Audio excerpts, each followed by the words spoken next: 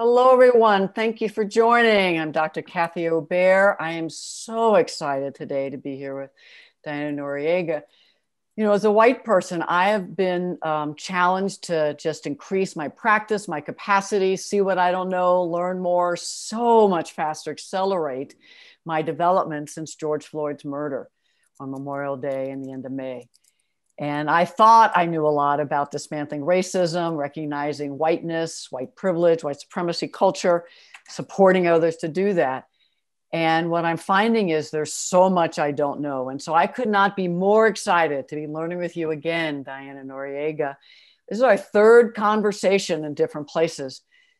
You know, what's so exciting about you is the founding member, assistant, executive director of Anti-Racism and Equity. What a title. At Good Shepherd Services in New York City. Most folks, it might be Associate Director of Equity Inclusion. Your organization are naming it Anti-Racism and Equity. So it's not only race, am I right? But you're centering anti-racism, which in this time of racial reckoning in the US, in our centuries of genocide and racism, we need to be centering anti-racism and in particular, possibly anti-Blackness, in my opinion, and others.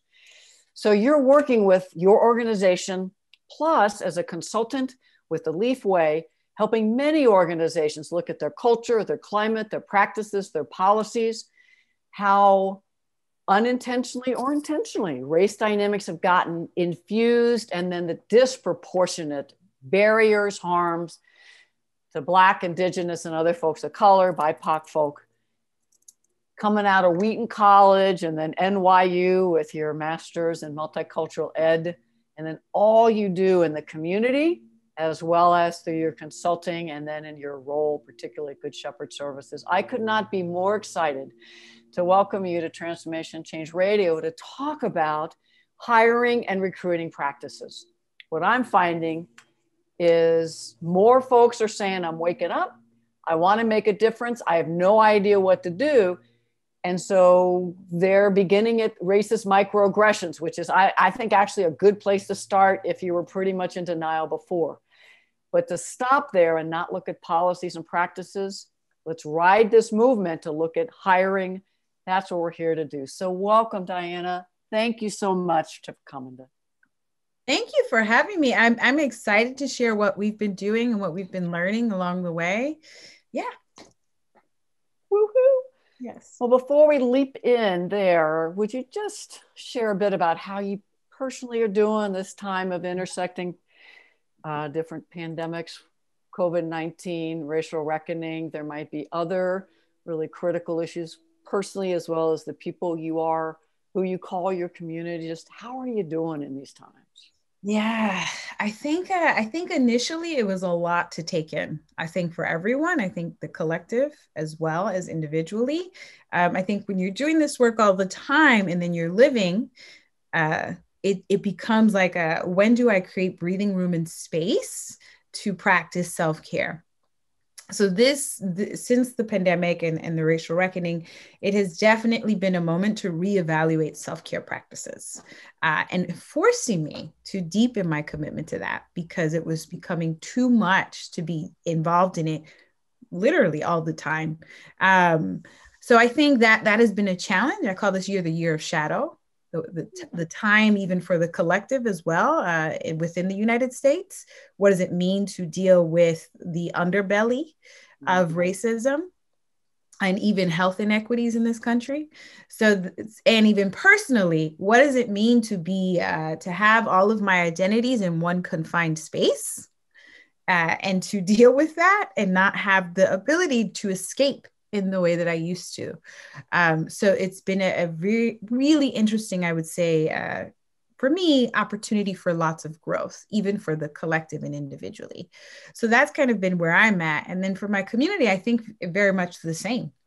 And by that, I mean my family, my friends, my neighbors. I think we've all been moving through this ebb and flow of emotions and feelings and anger, from anger to rage to how do we cultivate some joy and create deeper connections. You're mirroring me. And I also recognize my multiple privilege identities whenever I get a chance for authentic dialogue. And the roller coaster of emotions, especially in the national context with what's the next Facebook, the next tweet, the next media headline. Things are moving so quickly. And so the people in our organizations, holding them with love and compassion, as we also nudge to do more in these times, and also that folks are doing the best they can because they may be in elder care, child. I mean, all that could be going on, or they themselves are sick. And how do we support folks looking at practices and policies around hiring and recruiting with all of this going on? Right. Exactly. Listeners are breathing. And so as you think about kind of what would you say if someone says, given the pandemic, we don't have time to look at hiring and recruiting, given all that's going on, and we're having a financial shortfall, we're having to put people on furloughs. How can you support leaders to, yes, and this is actually it's the perfect time to have a group look at hiring practices from A to Z and revise them? You know, what's interesting, I think, is sometimes crisis accelerates the process of the work. If I were to find something, right, because I think people get comfortable and complacent when there isn't crisis. And so then that gets them to not want to do the work with the level of intensity that it needs to be done. So I actually want to encourage people to say, yeah, if you're feeling it, then do it and move on it. Like now or never in many, many ways. And also people of color, particularly Black folks, have been waiting 400 years for kind of real tangible change that is consistent and is not interrupted. And so when people say, let's wait, I'm like, well, think about what lens or perspective you're even saying that from, because even saying that suggests people haven't been waiting when they have been waiting. So that's kind of like to me, if we were talking the moral argument around like accelerating this work. And it's also, we know that layoffs also have to happen. So there's a way to kind of replicate an equitable layoff process as well, so that you're not necessarily also letting go leaders of color in that process. So I would say it's hiring practices, and it's also how are you transitioning folks out of the agency right now and doing that with an equity lens on both sides of the house. So on the hiring practices side, if you're not creating the systems now, then the staff that you're going to bring in that will actually stay with you won't have the lens or the competencies to do the work in the long term. And if you are truly trying to build a race equity culture, there are multiple kind of houses and pieces to that work. And one of it is, do your staff have a race equity lens? Do they have that competency? Can they execute on that? So it actually behooves you, again, to do it if this is something that you're saying you're deeply committed to. Had not planned to do the hiring or the layoff position. Could we go there a moment? Yeah, sure. Because I bet a lot of listeners are having to make furlough layoff decisions with a race equity lens. And often it's the last hired, first fired, which is because of racism. Often what folks of color you have are at low levels of the organization and only recently hired. Yep. Or into positions that are EDI, equity, diversity, inclusion, and white people might say they're not central now. So could you talk about how could they do layoffs, furloughs with a race equity lens? Absolutely. I would say our team has actually been working nonstop. So if you're thinking that it's time to let go of your DEI people, this is not the time. Again, because we're helping to build out systems that will survive and sustain in the long term. So even for layoffs, we are no longer going by seniority. That is actually not the practice. And it was a shock to the system. I will tell you that. I'm not going to sit here and say it was a super clean kind of transition, but the way we framed it was also a tiered process of engagement that involved folks also who had to make the decisions and who would be impacted by the decisions. So meaning that we started to create a rubric of what would be the most versatile person to keep. And we started to define that as a collective. What did versatile mean based on tangible skills? And so then that, I'll give you an example. We did this recently in May and June. And what we did was we pulled all of the leaders together for this one program area that was going to be impacted the most by this.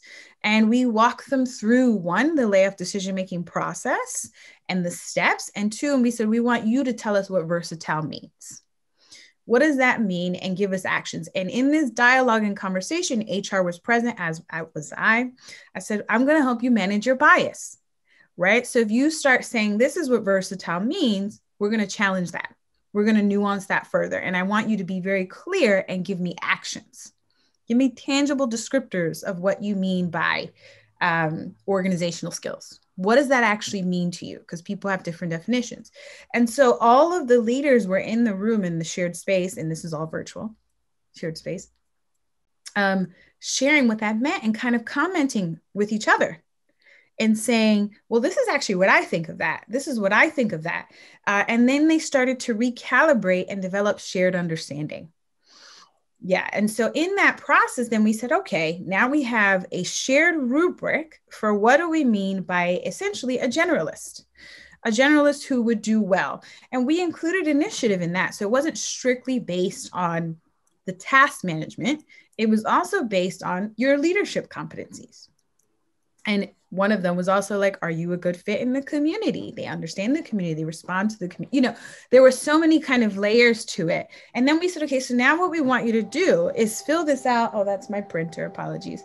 Is fill this out for, I don't even know why it's going. I'm not printing anything. What a metaphor for what's happening in businesses and organizations everywhere. I know, I just shut it down. So then we said, fill this out for every single program director, because we wanted to make sure that we were also managing bias on how they were submitting decisions. So you couldn't just submit it for the people you wanted to keep. You had to submit it for every single person. And then they had to come back to us, and we had a dialogue part 2 to talk through their decisions. And what was interesting was one person even shared this, you know, that really helped. Because one of the people who I assumed I would have chosen, I didn't. Because it forced me to think about how I would make that decision. And it really did get me to manage my bias. So even though the conversation wasn't an easy conversation, it was still one that needed to happen if we were moving towards a more equitable process. And so then that process was done similarly with other leaders. So, and the final decision maker wouldn't be the person, right? It would be the person above, as a way to create a system of checks and accountabilities. So recommendations were made. All of this data was included. And this also, so that's kind of one element to it. What does versatility look like in doing a rubric? But we also actually collected as much as we could, what I would call 360 data. So we collected employee relations issues. We counted that towards leaders. We collected performance evaluations, and we counted that as well in the process. Any staff satisfaction survey results and feedback that we got from other folks about your area. So all of this was rolled into a massive report that then went to the next person to take a look at. Again, and it always went to the next layer to help manage bias. Now, and then HR was also always involved to be also another layer of accountability check, even for the next person in the process. So it's a multi-tiered process, really kind of, I would say, intensive. It took a lot of time and effort. But what we found was just because you were the most senior person didn't mean that you were the person that stayed. And while the decisions were tough, and it wasn't a reflection of whether people were good or bad or great at their jobs, it was, how do we make sure that we're doing this process as equitably as possible? based on demonstrated competence, organizational need. And I love the versatility because in this time we have no idea what's coming. And so there are other characteristics and competencies we need: tolerance for ambiguity, ability to be transparent, to work with others across many different identities. Are there any other, that rubric, any other competencies that I just off the top of your head were some of the ones that were pretty common themes? Because as we get to hiring and promotions, listeners, all that Diana just said, you were listening going, oh, wait, we need to do that in hiring and promotion practices. You start with competencies that are needed. And so are there any others that just kind of pop into your mind? Yeah, I think some of what you said, the ability to work with folks across departments, across the agencies, for leaders in particular, was also like, how do they lead their teams? What do their teams feel about? So we also, just so you know, we're also we added the layer of getting team feedback from like their direct reports, to be able to say, hey, how's this person like supervising you? What's going on? So that was an additional layer part of the assessment process. Again, as much as we could, a 360 wraparound without a 360 tool.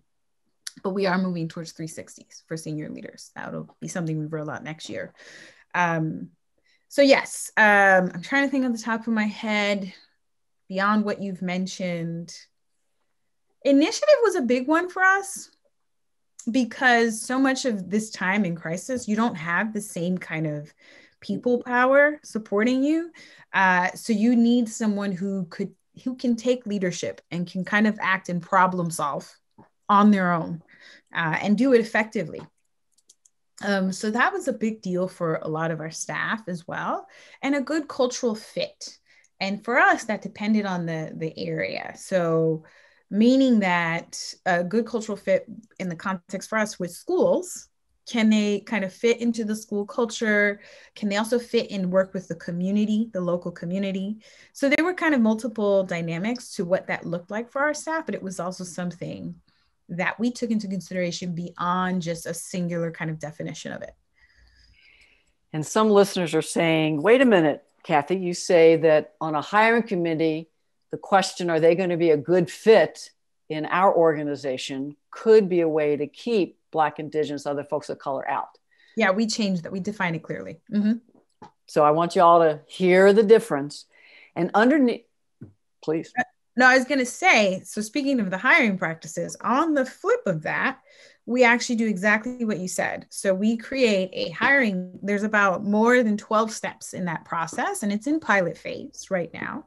So meaning we've only completed A through Z for that process for 5 positions, but we've done variations of that process for other positions.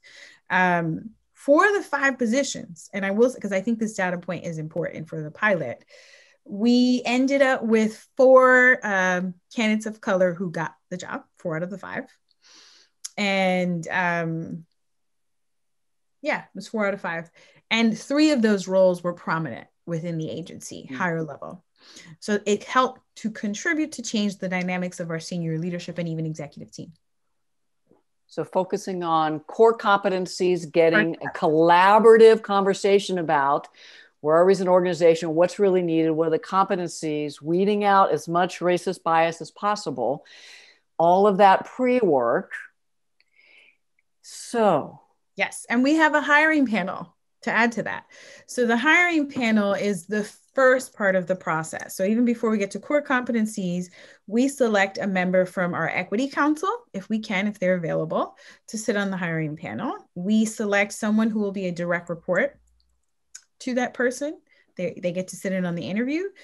We select a peer, a colleague who is in the same department. And then we select someone else that this person has to work with from another department. And HR has a point person involved. For the pilot processes, for the 5, I was involved in 4 of them as well, because we're still trying to figure it out.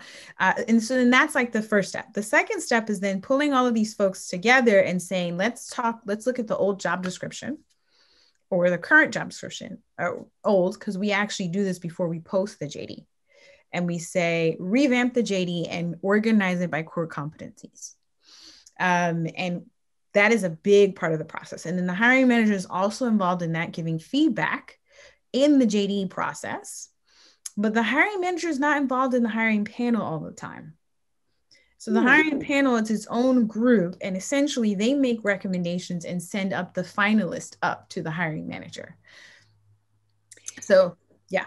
So the job description, my guess is that panel also gets maybe some of the people who will have to work with this person involved, not only the panel members. But similar to what you did with layoffs, what's the current needs we have? What are the competencies? And how was bias already built into competencies we wanted? We wanted a master's degree. Well, is that actually needed for this? What are the competencies? We wanted 10 years experience. Well, what were the skills you wanted and the knowledge? And so to look for those artificial barriers, because most of us, tell me where I'm wrong, we created and replicated hiring practices from when we were hired, which were so based in we absolutely did that. No, I said we absolutely did that. We actually forced people. So when we pulled together the JD, we actually trained the hiring panel on managing their own implicit bias. And we say, do you really need that? Do you not need that? And where's that really coming from? And where are you going to struggle in the interview because of your own bias? And so we have a couple of meetings before we even get to the point of like executing on the rest of the process, which is why there are more than 12 steps in this process. Whew, people are breathing. The other thing that's going on right now, Diana, is folks are like, wait, I want to see these 12 steps. I want to hire Diana to come work with our organization. Could you just take a moment and tell people how to find you? Whether it's through, if they're another nonprofit, social service agent that wants to learn and or they want to work with you in the LEAF organization as a consultant. Yes. We're coming up to our break. So how can people find you? Yes. So I work at Good Shepherd Services. So I would say my email, I'm going to be a little honest because of everything going on. I'm probably a little slow to respond. Diana_Noriega at goodshepherdservices.org.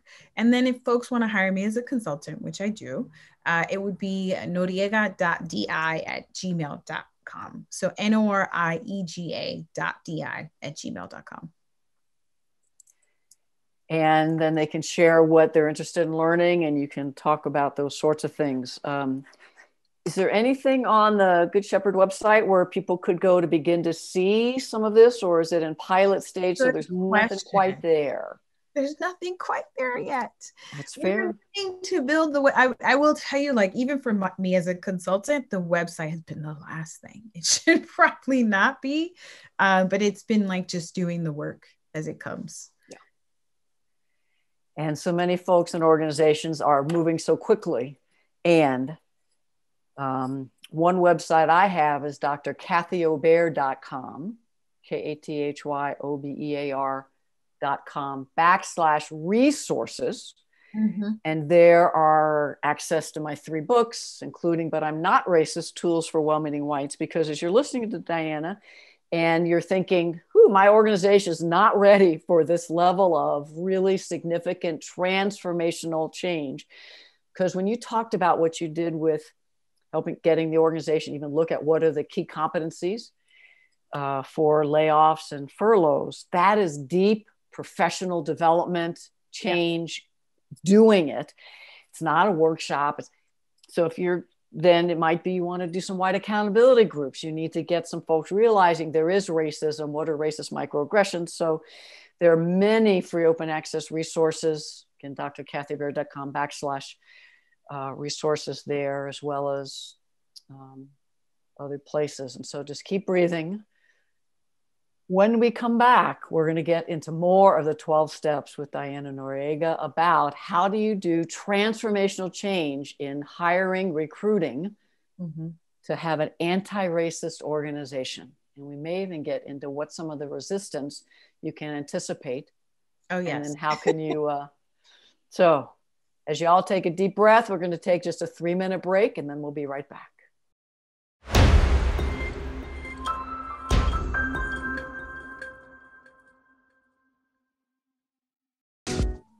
I am so delighted to have you come on back to Transformation and Change Radio.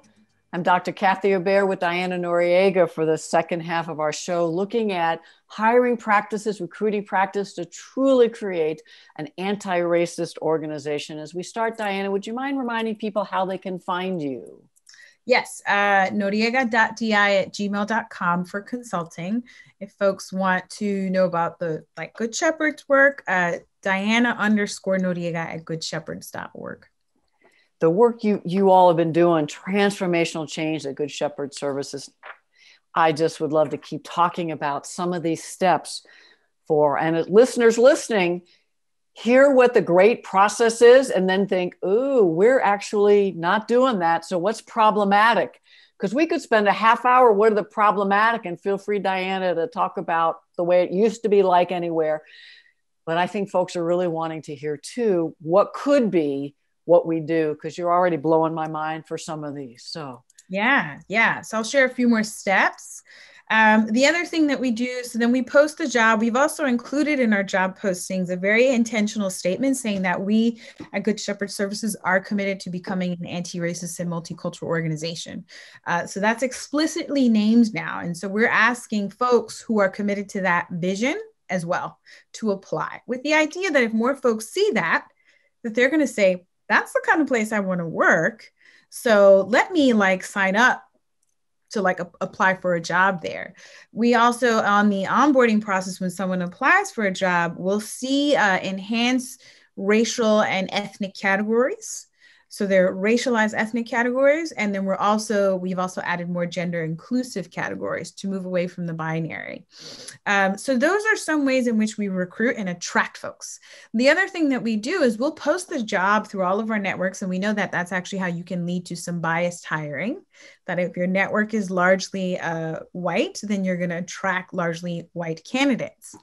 But one of the things we do is we target affinity groups on LinkedIn. So we actually post the jobs in particular groups where we know the National Black Social Workers Association, I'm paraphrasing, I can't remember but we'll post it on that group's page to say, we want to attract Black social workers to apply for some of these roles because we think that that's important.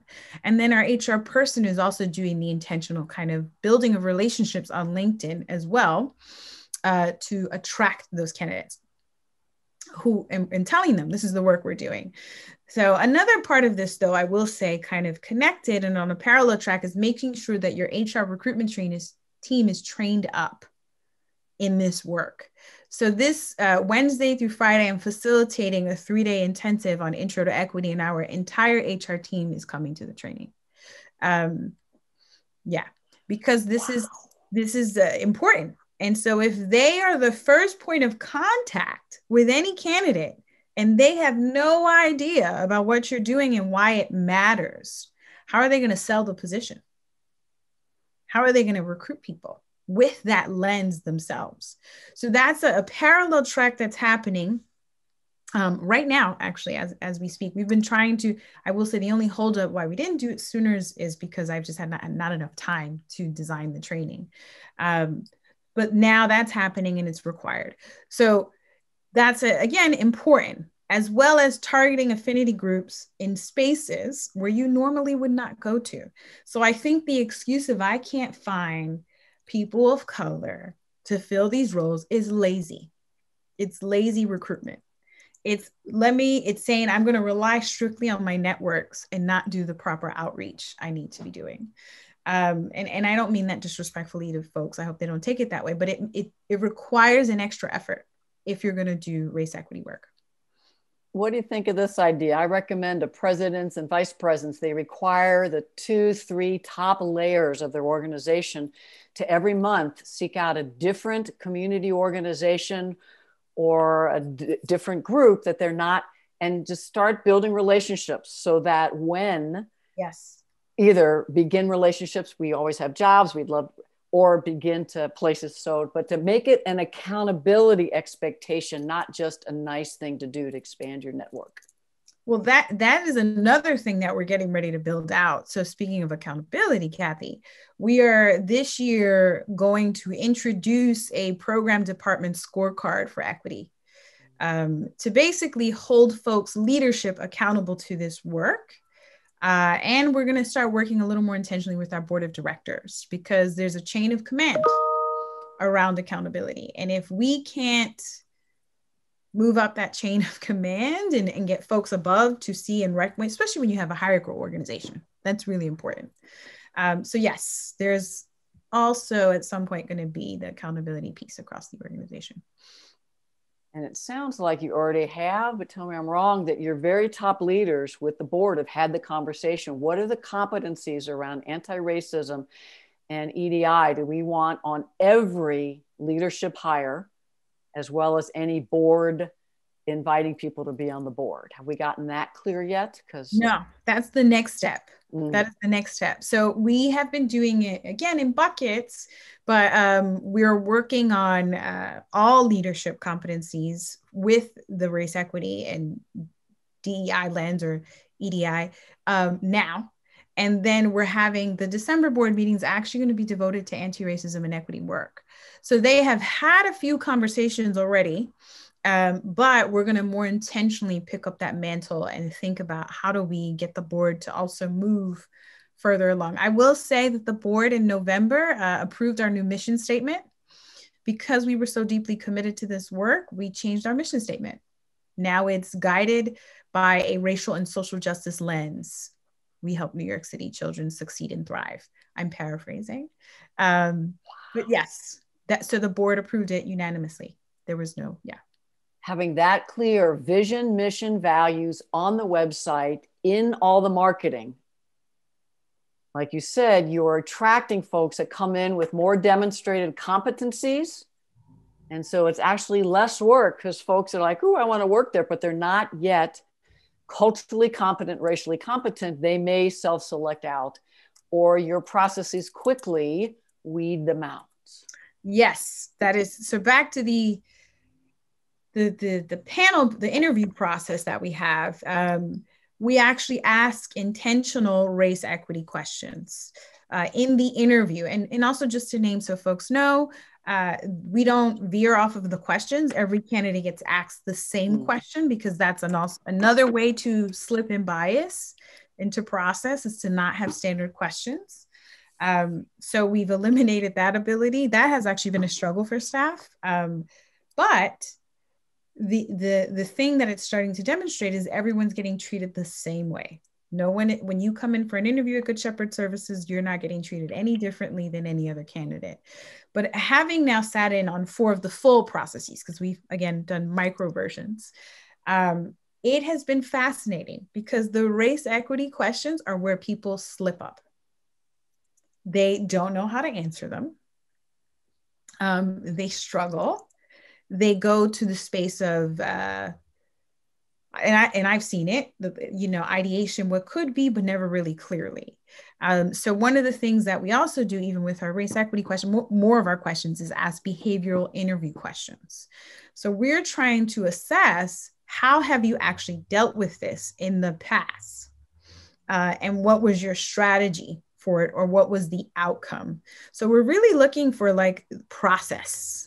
And what did you do? Because that answer, behavioral interview questions are much more telling than tell me what's on your resume already. I don't need to know that. That's on your resume. You wouldn't have made it to the interview if we didn't already do pre-assessments, which we do. So we have pre-screening, resumes come back to the panel, and then it comes back to the panel without the candidate's name, address, or university.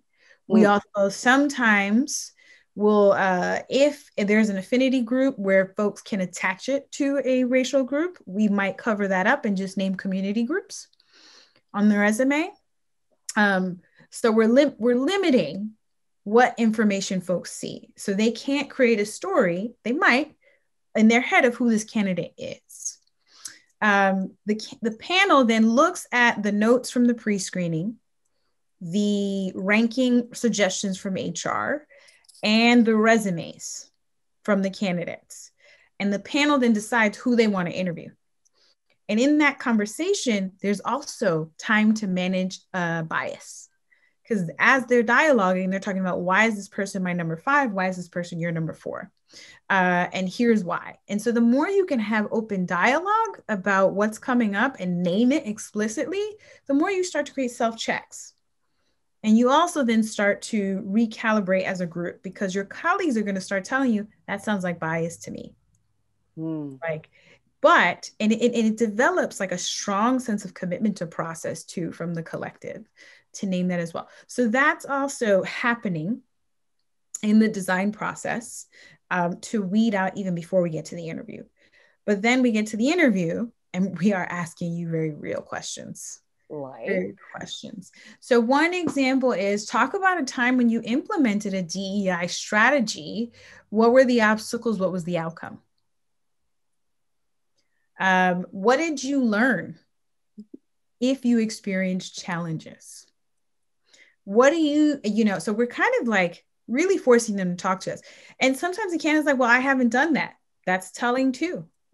So we might reframe the question to say, well, what would you do if you had the opportunity? And if it were a leadership role, though, I will tell you that would become a moment for the panel, because I've seen this happen where they're like, I don't know that we want that person, because we're hiring for a leader who has this lens and does this work. And that is actually has weeded out folks from process. In the 80s, I was hired into a role I never should have been hired in. I was a white, mediocre, training leadership development. I'd never done it before, but I have all this kind of class privilege, white privilege, extrovert privilege. Charisma. I should never have been hired in that position. So what I'm loving about competencies and behavioral questions. Let me test this one on you. Someone told me this last week. And this was, I think, in their pre-screening, a time where you realized you had some anti-Blackness show up in your leadership, a practice, a policy, and interpersonal. What was the situation? What did you learn? And how did you make amends? Oh, I love that. I'm gonna have to borrow that one. That's a good one. So it centers, as you just said, the anti-racist. And it might even be, what is an anti-racist organization? I can see people writing in the pre-work your portfolio, but I love the behavioral. Any other behavioral type questions you would love to recommend, whether y'all doing them then or not doing them yet? Oh, that's a good question. I always want to know about how people handle conflict. So one of the things that we have started to steer away from is not getting people to talk about their best outcome. We one of the questions is, talk about a professional disaster and how did you handle it? And the reason we're getting at that is because a really strong leader has to have really good problem solving skills. And also the other thing that we're trying to understand and assess is, what is your ability to engage with other folks? And are you naming some of these things, even in your process? And then the other thing we want to know is, like, what did you learn, right? Like, if you talk about your professional disaster, worst professional disaster, and how did you handle it? So it's those behavioral interview questions are so telling and so much more dynamic than the, why did you leave that job? Or, it's like, I don't know that that's going to give me what I need to know. Versus, am I assessing for competencies? So again, everything goes back to the competencies we want, and then we design the questions very much around the competencies.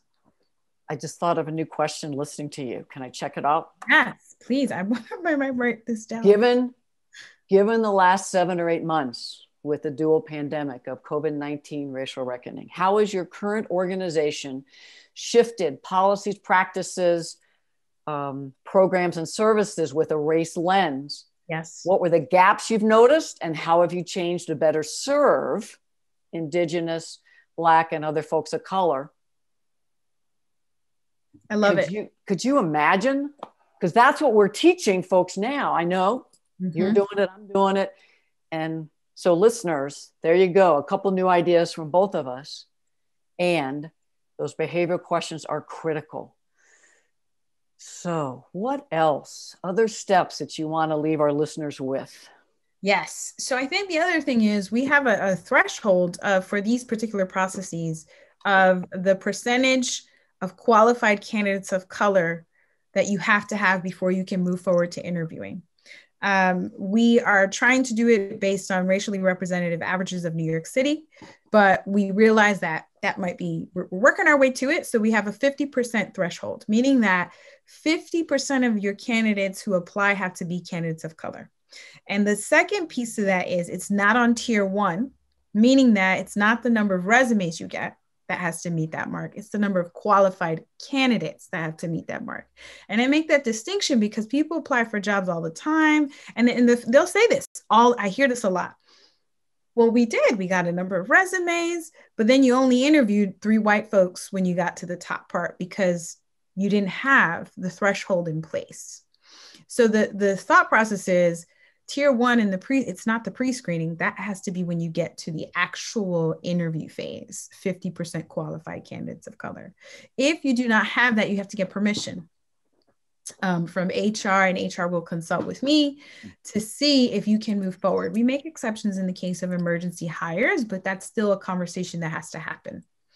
The upside of my role reporting directly to the executive director, there are many upsides, but I have direct access to power.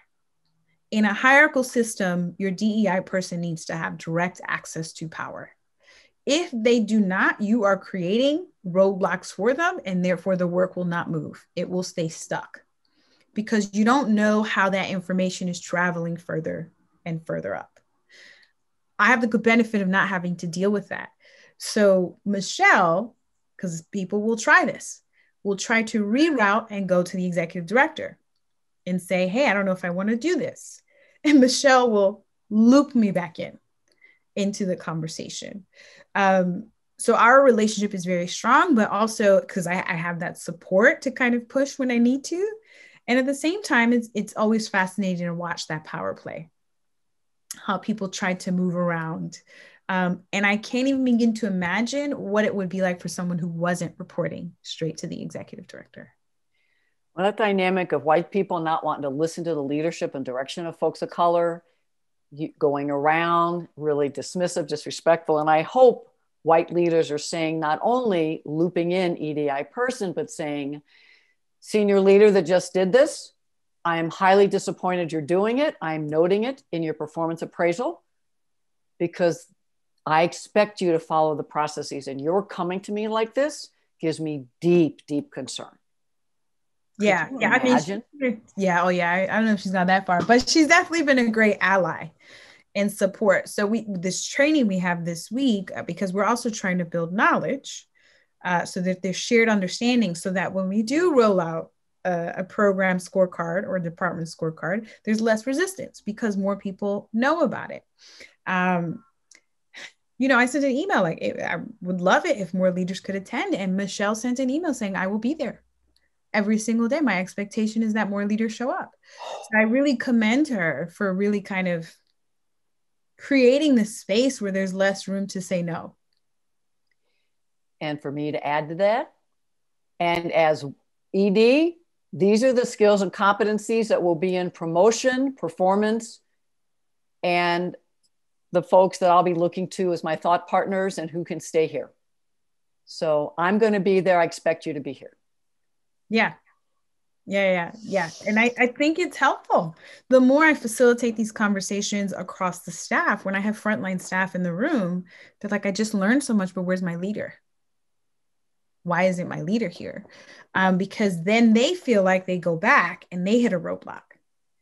So now I want to implement what I've learned, Diana, but I can't because my leader isn't bought in. So you have to do the hiring practices work, revamp it, but also do the skill development so folks you create buy-in and investment into it. So I have no doubt you, and if others try to do what they're doing, are going to hit resistance from all kinds of levels, but particularly leadership.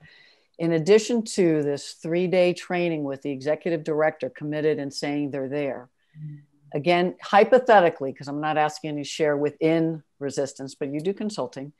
So what's the types of resistance that if folks are fired up listening to you, like, yeah, we're going to push farther, faster, map out our practices, find the discretionary points, start doing this 12-step what resistance can they anticipate? How could they minimize it? And maybe a little bit of what you can do in the moment. It's a great question, Kathy. I think the first thing is folks really have to get comfortable with the discomfort of the work. Um, so your community agreements really create the container. So you want to make sure very early on in your process, your community agreements have a container for worst case, not just best case. Dialogue, conversation, intentions, and conflict. And I tell that to people because I'm like, your container is the thing you go back to hold people accountable, to pull them in. And if it's not strong, you're going to encounter more challenges than you need to. And there might be tension that lives underneath that's not named because you didn't create the space for it to be named. So, and I say get comfortable with being uncomfortable because I think the part that I have found, Kathy, and I'm sure you have too, that's really hard for people is when it becomes about them. When you start to hold the mirror up and say, yes, you know, and I think this goes back to the cognitive dissonance of those bad white people over there, and I'm the good white people. That's not going to work. That kind of resistance, which I call comes from ego, an ego-driven kind of space, because it's about being in fear and insecurities. It minimizes the ability to move the work. So as you are doing structural work, you need to equally be invested in doing your own work and recognize that when someone calls you out or in, the way I put it, or is wanting to change a system, that yes, it might impact you. And you have to be okay with that if you are committed to race equity work. So I've seen some leaders shift and say, okay, this is a priority. Let me make it a priority. Let me do some of my work. And I've seen other leaders resist and say, and get very defensive and try to poke every single hole in the process, and argue. At some point, you make a decision if this is the place for you because it's not shifting. So that's also why you need layers of accountability and investment. So the very top of an organization has to be 100% invested. And there also has to be accountability for them, right? So that is why it has to be, you just got to be ready. You got to be ready to be in the trenches and to undo and to not be attached to what you used to do. You also have to be innovative. I think the other thing people are always like, well, there's no documentation of this. I'm like, yeah, because some of it hasn't had the room to be done. So you have to be willing to really completely undo the lens that you are accustomed to and challenging it so you can get to where you need to go. And that's thinking completely outside the box sometimes. Just like with turning on a dime when COVID hit, folks had no past knowledge or little and found a way doing more than they used to. Similar dynamic around creating an anti-racist organization, yet so many whites want months or years of training before we're asked to. It's like, no, that's part of white culture of needing to be ready and having it perfect. It's like, let's do the work, develop as whites, particularly white leaders, because that's mostly who are in leadership, while we also, and that's where that resistance. So white accountability groups could be a place for white leaders to be doing their work. That is a great point. I'm so glad you said it. I've heard that so much. Well, I just need more training. I need more learning. I need more time. And it's like, no, you need to be comfortable, not knowing and not being in control, because that also speaks to control and the need to control process. Let other folks of color lead.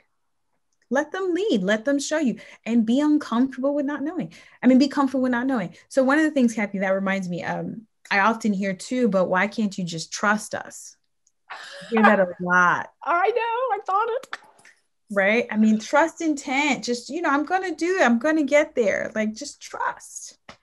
And I said, but why should I? What have you shown me till now? Right. Systemically, if we were going on a trust-based system, we wouldn't have all the racial injustice that we have. So this idea of trust intent, I keep on saying we have to bury it. It's not about trust intent. It's not about that. So, and this has come up even in consulting work. I'm like, that also gives people the room to lean into their defensiveness. Because you're saying, just trust me. I didn't mean to do that. That wasn't my intent. So we also do this thing from Race Forward that we borrowed a practice of choice point questions.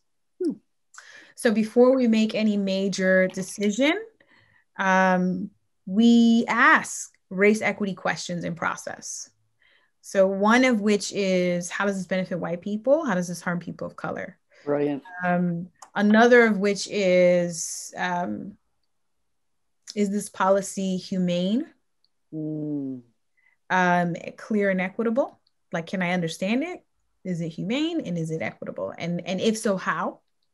Like, how do I know that? Like, what are you putting into the practice to demonstrate that? Yeah, so we're currently actually revamping those questions as well to enhance them.